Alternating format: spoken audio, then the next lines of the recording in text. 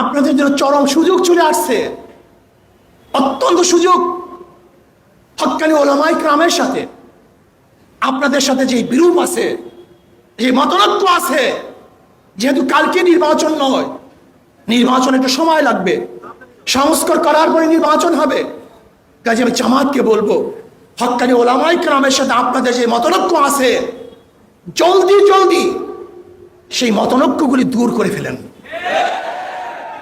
আপোসের মধ্যে এক হয়ে যাই। মাঝখানে মাদার গাছ লেগে, মাঝখানে মাদার গাছ রেখে যতই বুক মিলাবার চেষ্টা করি না কেন, বুক মিলবে না, বরং মিলাতে গেলে আমাদের উভয়ের কষ্ট হবে। কিন্তু জামাতের জন্য চরম সুযোগ।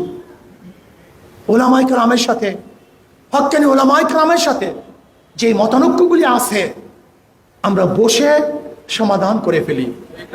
যদি আমাদের উপরে কোনো মতানৈক্য থাকে, প্রশ্ন থাকে, আমাদেরকে বলুন, আমরা ইনশাআল্লাহ সেই মতানৈক্য দূর করে সবাই ঐক্যবদ্ধভাবে এই বাংলাদেশে ইসলাম হুকুমত কায়েম করি, মানুষের অধিকার ফিরিয়ে দিই।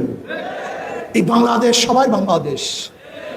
এই বাংলাদেশ মুসলমান, হিন্দু, খ্রিস্টান, বৌদ্ধ, ইহুদি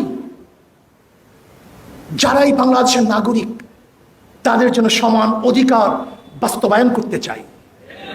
এখানে থাকবে মিডিয়া কর্মীদের সমান অধিকার, এখানে থাকবে রিক্সাওয়ালাদের সমান অধিকার, এখানে থাকবে জেলে তাঁতি, মজদুর, কুলি, ঋষি, কামার, যে যেখানে যেইভাবে জীবিকা নির্বাহ করে, তাদের সমান অধিকার আমরা বাস্তবায়ন করতে চাই।